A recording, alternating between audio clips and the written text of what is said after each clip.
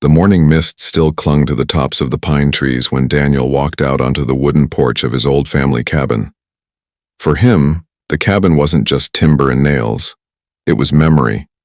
His grandfather's laughter echoing across the porch, his mother's gentle humming while cooking inside, and the countless summers spent fishing, hiking, and simply breathing air that felt untouched by time.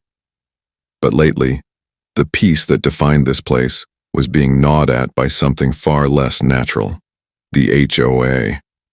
It had started subtly. A neatly folded letter tucked under his cabin door one morning, the HOA seal pressed across the envelope as though it were law itself. Daniel opened it, brows furrowing as he read the words that felt surreal. The property located at Pine Ridge Lot 24 falls under HOA jurisdiction.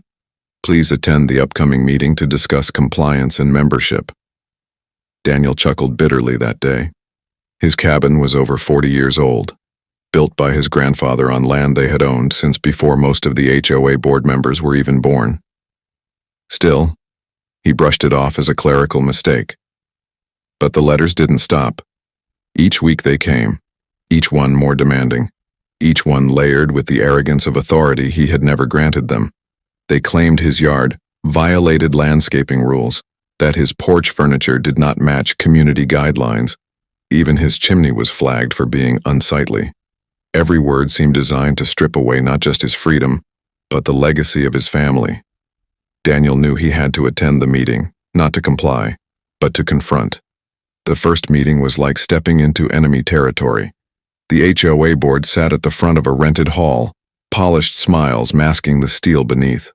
Karen, the board president, spoke with the kind of confidence that came from years of pushing people around. "Mr. Daniel Reed," she said, peering down at him over her glasses, "your cabin is within the Pine Ridge jurisdiction. Therefore, it must adhere to HOA standards." Daniel leaned back, calm but sharp. "With respect, this land has been in my family since before Pine Ridge was a thought on paper. The HOA has no claim here." The room murmured. Karen's smile stiffened. "Our records disagree." Daniel felt something shift inside him. They weren't just trying to enforce petty rules. They were trying to rewrite ownership. That night, sitting on the porch, Daniel stared into the forest. The cicadas hummed, but his mind was loud with frustration. It wasn't just about him anymore.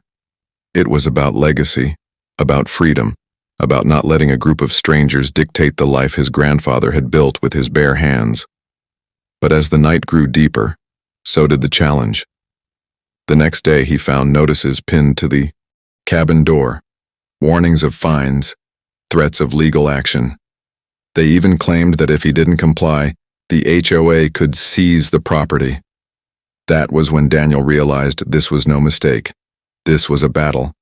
And battles, he thought grimly, required reinforcements. Just when Daniel thought the HOA couldn't possibly go further, they made their boldest move yet. They put a sign at the entrance of his cabin's driveway reading, "Future Development Property, under HOA Review." His blood ran cold. They weren't just bluffing anymore, they were staking a claim. And Daniel knew this fight was about to escalate in ways neither side could have predicted. Daniel wasn't the type to panic.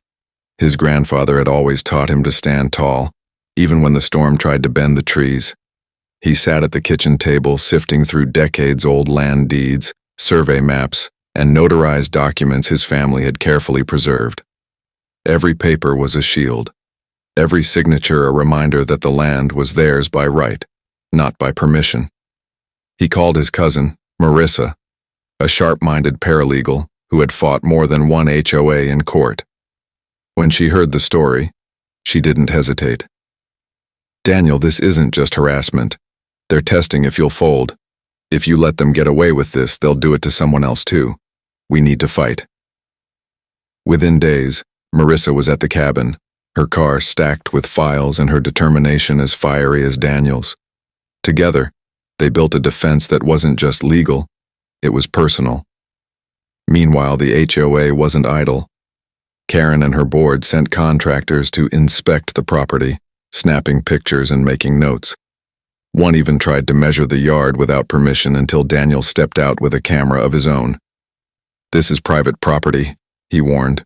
"Step off before I call the sheriff." The contractor hesitated, muttered something about orders from the board, and left. But Daniel knew the game they were playing. They wanted to intimidate, to exhaust, to make him believe resistance was futile. What they didn't know was that every attempt only fueled his resolve. At the next HOA meeting, Daniel didn't go alone. Marissa walked in beside him, her arms full of files. The board looked startled, but quickly masked it with smugness. Karen cleared her throat. "Mr. Reed, I trust you've reconsidered your stance?" Daniel leaned forward, his voice calm but unyielding. "Actually, no. I've come with proof. Proof this land was deeded to my grandfather decades before your HOA even existed. You have no jurisdiction, no claim, and no right to harass me." Marissa laid out the documents one by one, every stamp and signature like a blow against their fabricated authority. The board shuffled, their confidence faltering for the first time. But Karen wasn't about to surrender. She smiled thinly. "We'll see what a judge has to say."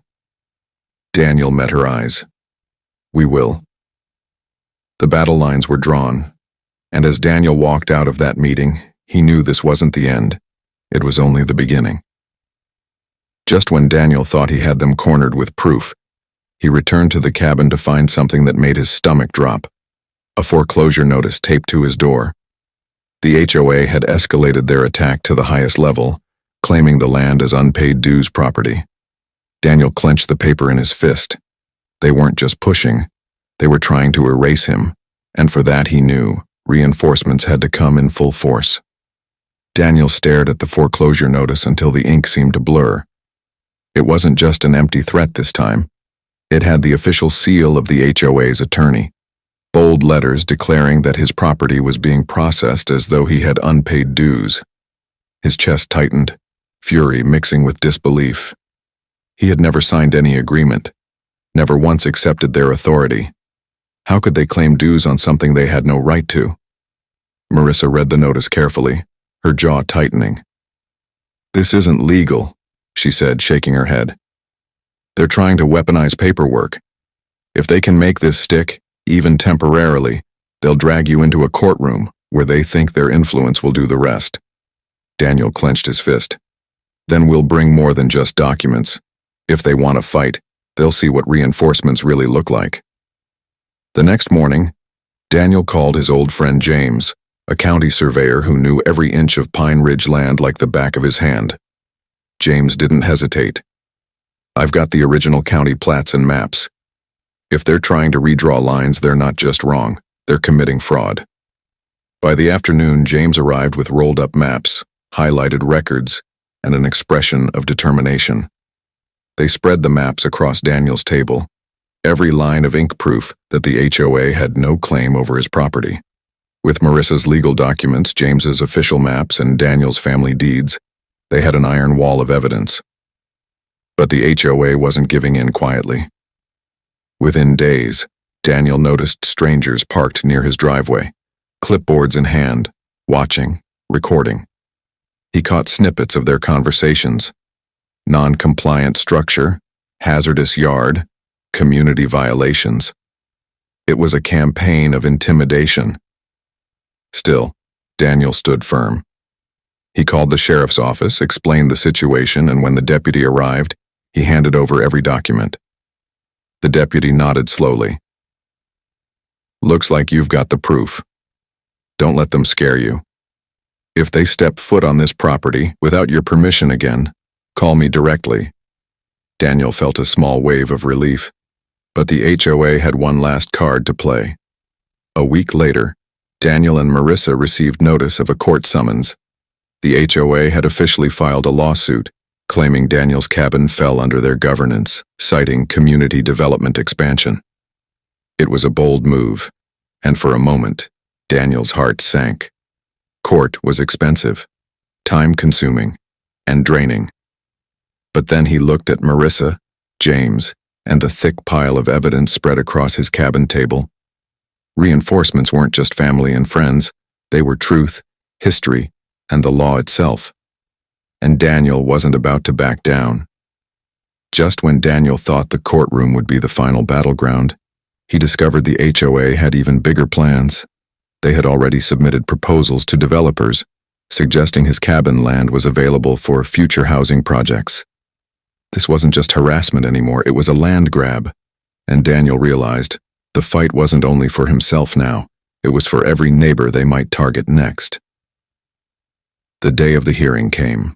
The courthouse buzzed with tension as Daniel, Marissa, and James entered the room. Across the aisle, Karen and the HOA board sat with their attorney, smug expressions plastered across their faces. The judge entered, and the case began. The HOA's lawyer spoke first, painting Daniel as a resistant homeowner unwilling to comply with community standards. He gestured to glossy photos of Daniel's cabin, carefully angled to make it look out of place compared to the uniform houses of Pine Ridge. Karen nodded along, lips pursed with satisfaction. But when it was Marissa's turn, the tide shifted. She laid out the deeds, the maps, the county plats, the notarized signatures stretching back decades. "Your Honor," she said firmly, "this property predates Pine Ridge HOA.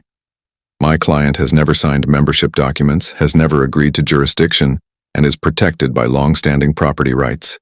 The HOA's claims are not only baseless, they are misleading." James stepped up as a witness, pointing out survey boundaries with precision, proving the cabin's land had never once overlapped with HOA control. The judge leaned forward, brows furrowing as he examined the documents. The room grew quiet, tension thick in the air. Karen tried to interrupt, waving her hand. "But the property affects community appearance." The judge cut her off sharply. "Community appearance does not override property ownership. Unless you can provide a signed agreement showing Mr. Reed consented to HOA authority, this board has no jurisdiction here." The HOA's lawyer stammered, shuffling papers, but there was nothing left to show. After hours of arguments, the judge's gavel came down. "Case dismissed. The HOA has no claim over Mr. Reed's property. Any further harassment will be considered trespassing and subject to legal penalty." Relief washed over Daniel like a flood. Marissa squeezed his shoulder. James let out a satisfied laugh. And even the spectators in the courtroom seemed to side with justice that day. But as they left, Daniel noticed Karen's face. Her smile gone, her jaw tight, her eyes narrowed with the promise of grudges not yet buried. This wasn't just a victory. It was a warning that the HOA might try again. Yet Daniel was ready. Just when Daniel thought the courtroom win had secured his freedom, a neighbor approached him with a hushed voice. "They're planning something else. Karen wants to change the HOA bylaws to expand their reach. You may have won your case, but the war isn't over." Daniel realized then, he wasn't just fighting for his cabin anymore. He was fighting for everyone's home in Pine Ridge. In the weeks that followed, Daniel became something he never expected, a leader. Neighbors who had once quietly endured the HOA's bullying began to knock on his door, sharing their own stories of intimidation. Fines for lawn colors, penalties for porch furniture, threats over harmless garden sheds. The HOA thrived on fear, and people had been too scared to resist, until Daniel's stand gave them courage. Together, they formed a coalition. Marissa drafted petitions, James provided land surveys for others, and Daniel organized meetings. Word spread quickly, and soon dozens of Pine Ridge residents were ready to challenge the HOA's overreach. At the next community-wide meeting, Karen walked in expecting obedience. Instead, she faced a packed hall of homeowners, their eyes filled with determination. Daniel stood at the front, calm but firm. "We're done being pushed around. The HOA exists to serve the community, not to control it. From this day forward, we demand transparency, limits, and accountability." The room erupted in agreement.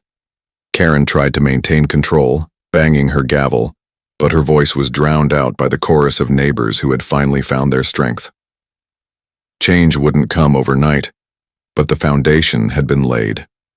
The HOA could no longer operate in the shadows of intimidation. Daniel's cabin stood untouched, a symbol of resistance, a reminder that legacy could withstand pressure, that truth could outlast lies. That evening, as the sun dipped behind the pines, Daniel sat once more on his porch. The air felt lighter, freer, as though the forest itself had been holding its breath until now. He knew challenges would come again. Power rarely gave up without a fight, but he also knew he wouldn't face them alone. Reinforcements had come, not just in the form of Marissa and James, but in the strength of a community that had finally woken up. The cabin stood as it always had, weathered yet strong, a testament that some things cannot be claimed, cannot be rewritten, cannot be erased. And as Daniel watched the stars blink awake in the night sky, he allowed himself a rare smile. The HOA had tried to claim his cabin, but in the end he had claimed something greater: the spirit of unity, the fire of resistance, and the unyielding truth that home was worth fighting for. The story of Daniel's cabin spread far beyond Pine Ridge, inspiring others to resist when overreach threatened their homes. The HOA had underestimated one man's determination, but in doing so, they had awakened an entire community. And Daniel knew the fight wasn't just his. It belonged to everyone who ever stood on their porch, looked out at their land and whispered, "This is mine. This is home." Please subscribe and like.